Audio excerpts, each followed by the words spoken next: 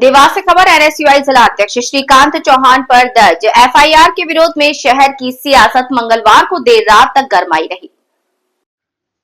कांग्रेस कार्यकर्ताओं ने उज्जैन रोड स्थित अंबेडकर प्रतिमा स्थल पर शाम 6 बजे से धरना शुरू किया, जो रात करीब 1 बजे तक जारी रहा। इस दौरान कार्यकर्ताओं ने पुलिस प्रशासन के खिलाफ जमकर नारेबाजी करते हुए कार्रवाई को राजनीतिक दबाव में किया गया बताया। मामला देवास बाईपास का है, जहां पुलिस ने श्रीकांत चौहान और छोटेलाल अहिरवार के खिलाफ एक कार रोकने और मारपीट के प्रयास के आरोप में केस दर्ज किया। पुलिस के अनुसार आरोपियों ने शंकरगढ़ के पास कार का पीछा कर उसे रोका। कार चालक संदीप ने डायल 112 पर कॉल कर घटना की सूचना दी। शिकायत में बताया गया है कि आरोपियों ने खुद को निजी बैंक का कर्मचारी बताते हुए वाहन रोका और पैसे की मांग की। पहचान पत्र मांगने पर आरोपियों ने आईडी नहीं दिखाई और विवाद के दौरान मारपीट का प्रयास किया। औद्योगिक क्षेत्र थाना प्रभारी शशिकांत चौरसिया के मुताबिक फरियादी की शिकायत पर दोनों आरोपियों के खिलाफ विभिन्न धाराओं में मामला दर्ज कर जांच शुरू कर दी गई है। इधर कांग्रेस ने पुलिस कार्यवाही पर सवाल उठाते हुए इसे राजनीतिक दबाव में की गई कार्यवाही बताया। शहर कांग्रेस अध्यक्ष प्रयास गौतम ने कहा कि वाहन की किस्त को लेकर हुए विवाद को जानबूझकर आपराधिक रंग दिया गया है। उन्होंने श्रीकांत चौहान की ताकत रिहाई और मामले में क्रॉस रिपोर्ट दर्ज करने की मांग की। धरने के दौरान माहौल लगातार गर्माता रहा और देर रात तक कांग्रेस कार्यकर्ता मौके पर डटे रहे। स्थिति को देखते हुए पुलिस बल भी तैनात किया गया। रात करीब 1 बजे सीएसपी सुमित अग्रवाल ने कांग्रेस नेताओं को एसपी कार्यालय बुलाकर 48 घंटे में जांच कर उचित कार्यवाही का आश्वासन दिया। इसके बाद ही कांग्रेस धरने से हटे।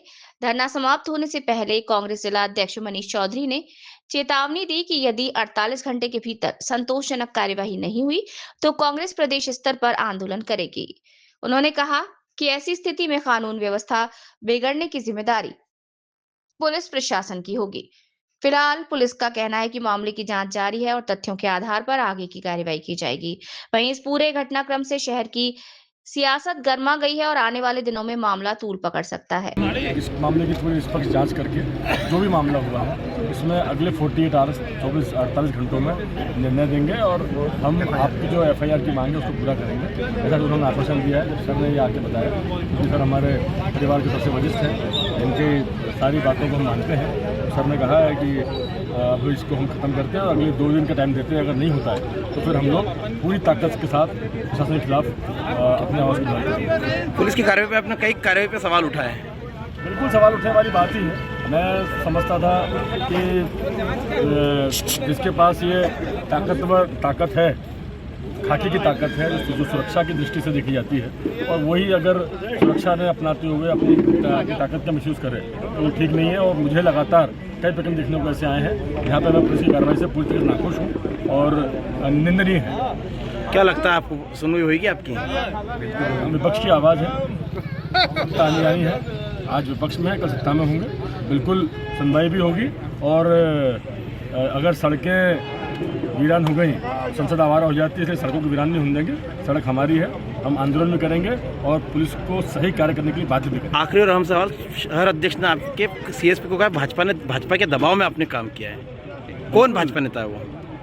आगर के एक विधायक जी का यहाँ पे मैसेज था और अध्यक्ष जी ने जो बात करी है बिल्कुल सही है। आप देखिए, एक तरफ दिवंगत प्रवेश अग्रवाल जी के ऊपर किक काटने को लेकर एफआईआर पुलिस स्वतः संज्ञान नहीं करती है, वहीं हमारे आवेदन देने के बाद भी मुरली भौरा पे विधायक है, उन पर एफआईआर पुलिस नहीं कर पाई। ये वही पुलिस है। एक ही हफ्ते के अंदर का मामला होता है।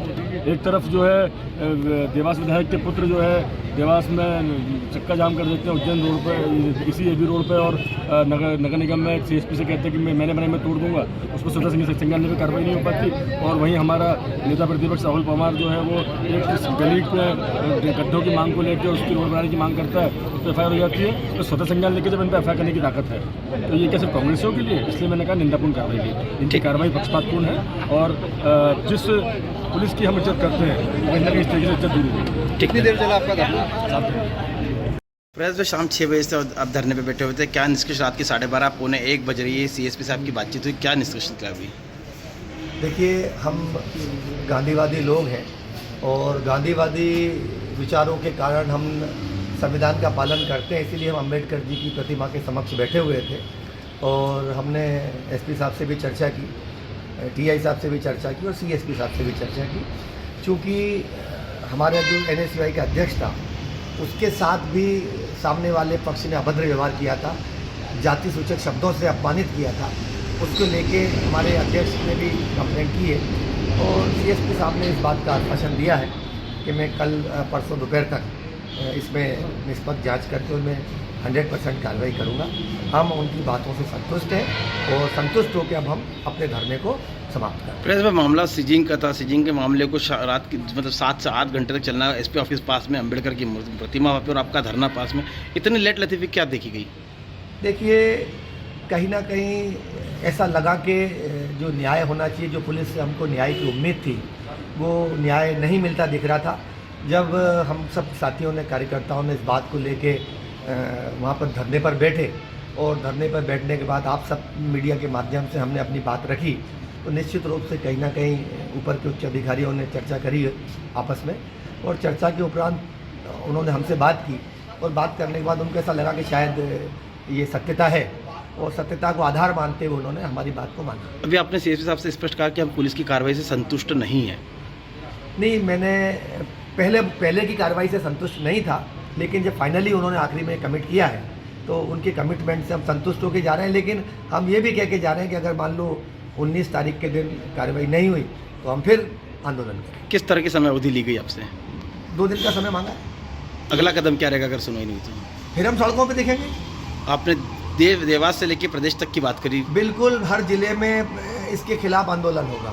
आखिर वो NSUI के अध्यक्ष है, NSUI भी इस मांग को जिला लेवल पर उठाएगी और चूंकि हम कांग्रेस के दोनों अध्यक्ष धरने पे बैठे हुए हैं, ये कांग्रेस के स्तर पर भी ये मामला पूरे प्रदेश में उठेगा पुलिस की अन्यायपूर्ण कार्रवाई के खिलाफ। ठीक, धन्यवाद।